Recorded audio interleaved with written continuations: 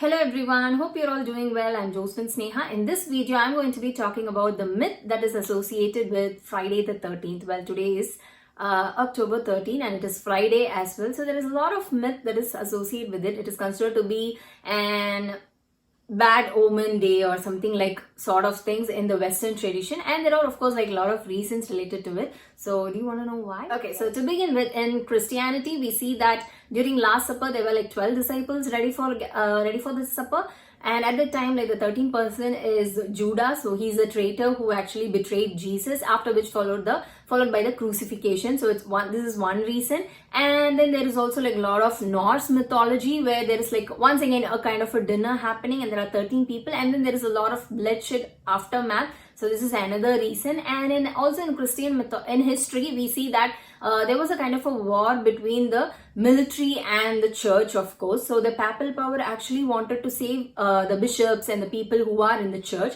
but then for some reason there was a conspiracy going on, and then the church betrayed the people who were with them, so they were all killed. There were like loads of people killed. So this also once again considered inauspicious in the Western tradition. So similarly that we see that there are a lot of movies in Hollywood that features Friday 13th with horror, supernatural things and so on. So this kept on adding, but overall we see that it symbolizes the upcoming Halloween, of course. So we see there is a change in weather, so it's kind of like getting dark easily. So we can see that it is kind of getting dark soon. We do not have mornings to be like longer. Instead, night is like longer actually. And then the climate is kind of getting chilly. It's spooky. So which is why like a lot of people there celebrate. And also like this Halloween has something to do with the All Saints and All Souls Day, which will be in November, of course, in the beginning of November. So that's what everything tries to say. So as a literature people, what can we do? So we can start reading related to the theme for the October. So I'll give you few book recommendations where you can purely enjoy the spooky and thrilling climate, of course. So shall we begin? Since Halloween is getting near, what are the books that we can read for this climate or for this weather? Is we can go for Gothic reads, thrillers, dark academia, supernatural things, and even like Victorian novels, of course. So there's even a trend called like Victober. So Victorian plus October. So you can go ahead for these works. So the first book I'm going to recommend is Mary Shelley's Frankenstein.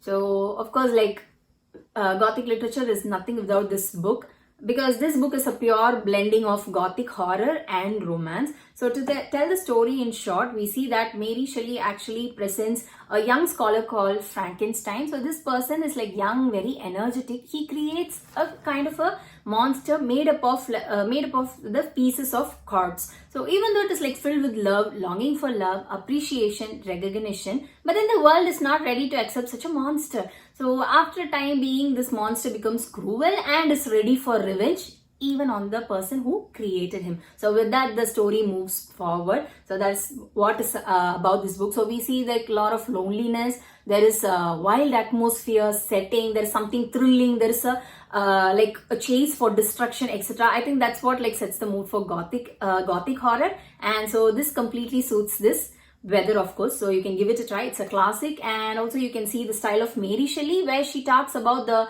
consequences of going against something divine, God, nature. Next, we are going for one of my favorites, Wuthering Heights by Emily Bronte. So this is something very memorable read for me, because I read this in my UG program. I remember crying a lot reading the story of Heathcliff, Catherine. So like when you go for like Gothic literature or Gothic novels, this also like takes place in the first position, of course. So you can give this a try. Like in the cover picture itself, you can see. So this is what the Gothic element is: the mansion, the darkness, the chilly weather, the rainy climate, people getting sick, etc.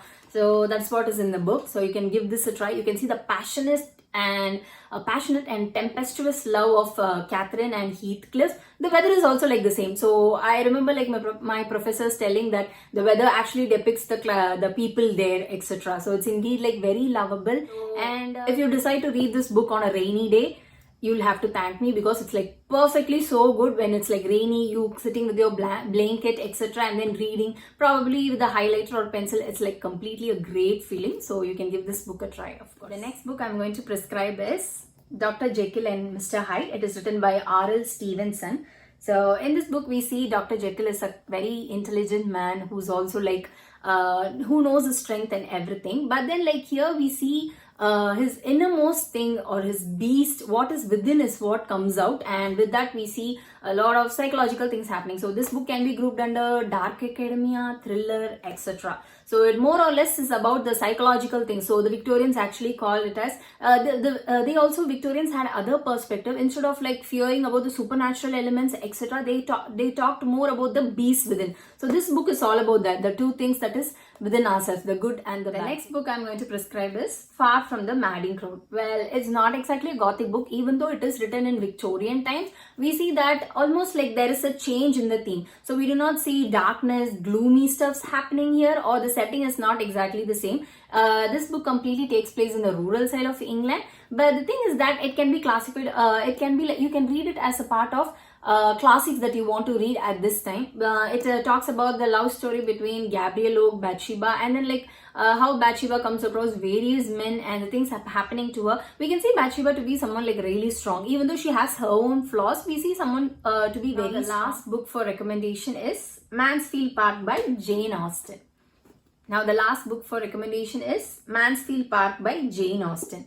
But then like Jane Austen's work is completely of a different dimension. Like it kind of like presents you a very pleasant mood. It seems like a light read, but then there are a lot of serious topics, issues mentioned in her work. So it kind of like a completely packed in a very educative novel as well. So Mansfield Park is different because like most of the time people go for Pride and Prejudice, Emma, etc. So Mansfield Park is often ignored or like rejected. But then like any Jane Austen lovers would definitely read all of her novels. So if you haven't done it, gone for other novels, give this book a try, because the one thing like that is different from other novels is like she talks about a bit of adultery here. So her heroine is Fanny Price. So we see that she's doing more of